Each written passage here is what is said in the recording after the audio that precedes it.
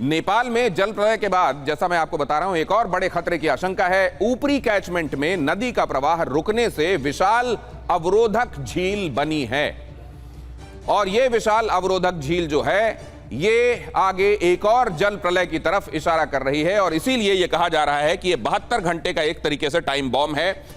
ऊपरी कैचमेंट में नदी का प्रवाह रुकने से एक विशाल बैरियर झील बन गई है। तिब्बत के लैंडेखोला में बनी झील ओवरफ्लो हो रही है और कभी भी टूट सकती है। अब यह झील जो है ओवरफ्लो होने लगी है और कभी भी यह समझा जा रहा है कि वो जो हाइड्रोस्टैटिक प्रेशर है वो धक्का मारेगा और ये जो बैरियर है टूटेगा और उसके बाद पानी ये एक बार फिर मौत का सामान बन सकता है। झील में करीब 20 लाख घन मीटर पानी जमा है, मतलब ठीक ठाक हाइड्रोस्टैटिक प्रेशर इसका होगा। 72 घंटों में 30 लाख घन मीटर और पानी का अनुमान। बांध टूटा तो निचले इलाकों में अचानक प्रलयंकारी बाढ़ फिर से आ सकती है। चीन ने नेपाल को खतरे को लेकर अलर्ट किया है।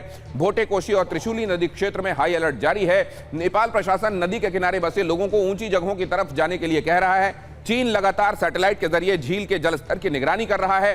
यह झील अगर टूटी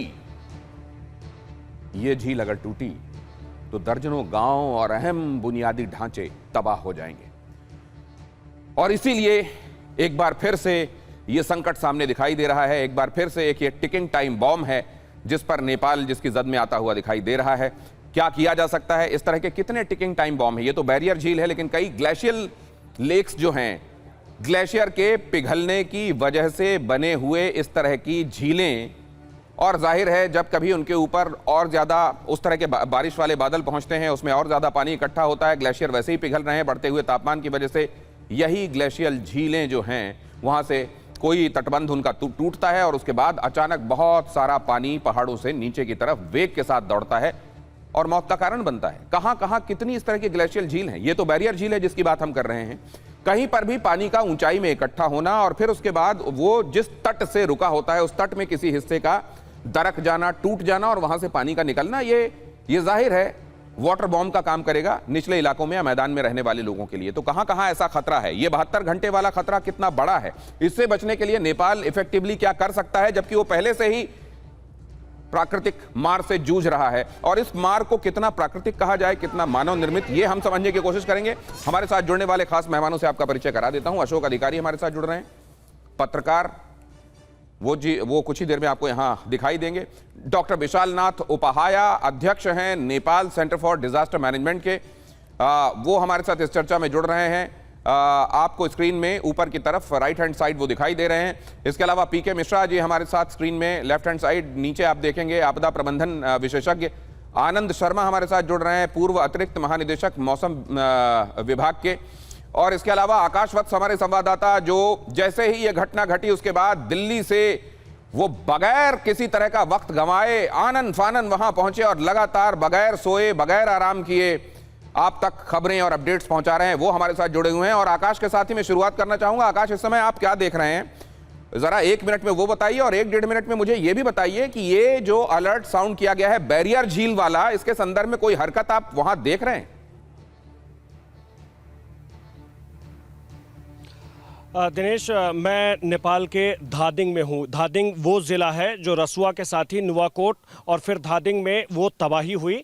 मैं उसी धादिङ में अभी हूँ।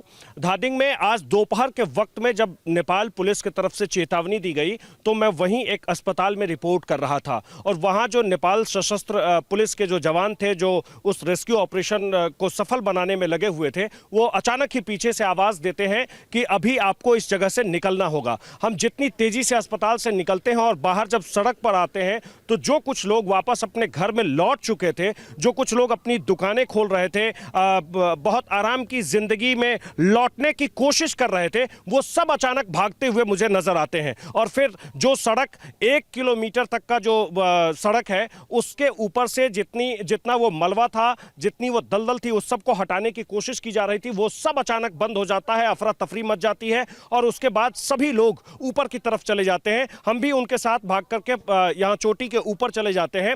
लेकिन उसके 2 घंटे के बाद फिलहाल तो वो रोक दिया गया था कि ना तो अब रेस्क्यू का काम होगा, कुछ नहीं होगा, सभी लोग वहाँ से गायब हो गए थे। लेकिन उसके 2-2.5 घंटे के बाद फिर से रेस्क्यू का काम शुरू हो गया है। सड़क को साफ किया जा रहा है क्योंकि धादिङ का ये वो इलाका है जहां से पोखरा के लिए सड़क जाती है, ये वो रोड है और ये नेपाल का राजमार्ग है। इसे नेशनल हाईवे के नाम से लोग यहाँ जानते हैं। और दिनेश, नेपाल में हाईवे पर एक बड़ी अच्छी बात लिखी होती है कि विस्तारै गए अवश्य पुगिन्छ, हतार गए भन्न सकिँदैन। इसका मतलब होता है कि आप धीरे धीरे जाएंगे तो जरूर पहुंच जाएंगे, लेकिन तेजी से जाएंगे तो मैं ये नहीं कह सकता। यहाँ उसी तरीके से धीरे धीरे करके जितनी तेजी से ये प्राकृतिक आपदा आई, जितनी तेजी से ये तबाही आई, जितनी तेजी से ये बर्बादी आई, उसी अनुपात में बहुत कम धीरे धीरे लोग इसको साफ कर रहे हैं, धीरे धीरे अपने घर में लौटने की कोशिश कर रहे हैं। और उस अफरा तफरी के बाद ऐसा लगा कि सब कुछ फिर से ऐसा ही हो जाएगा, क्योंकि नेपाल पुलिस की तरफ से बार बार यह कहा जा रहा था कि जो तबाही 26 तारीख को आई थी, 26 अगस्त के दिन में,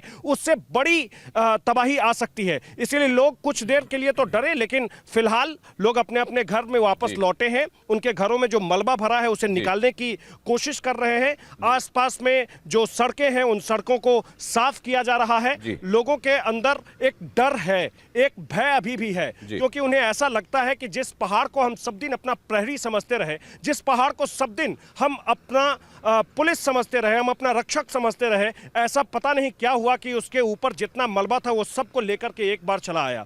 ऐसा क्या हुआ कि वो नदियां, जिस नदियां को हम लोग जीवन दायिनी कहते थे, वो नदी अचानक उफान मार के हमारे घर तक कैसे चली आई। लोगों के मन में एक डर तो है और ये डर अभी बना रहेगा। मैं ये बात बार बार कह रहा हूं कि लोग भले ही अपने घर में लौट जाएं दिनेश, लेकिन बस उनका शरीर लौटेगा, उनका मन कभी लौट नहीं पाएगा। क्योंकि कोई ऐसा घर नहीं है जिस घर से एक लोग, दो लोग गायब नहीं हुए हैं। कई सारे ऐसे घर हैं जिस घर का पूरा परिवार चला गया। कई ऐसी दुकानें हैं जिसका कोई कुछ भी नहीं पता चल पा रहा है कि यहाँ पहले कभी कोई। ये जो भोटे कोशी और त्रिशूली, मैं आपको कोशिश कर रहे हैं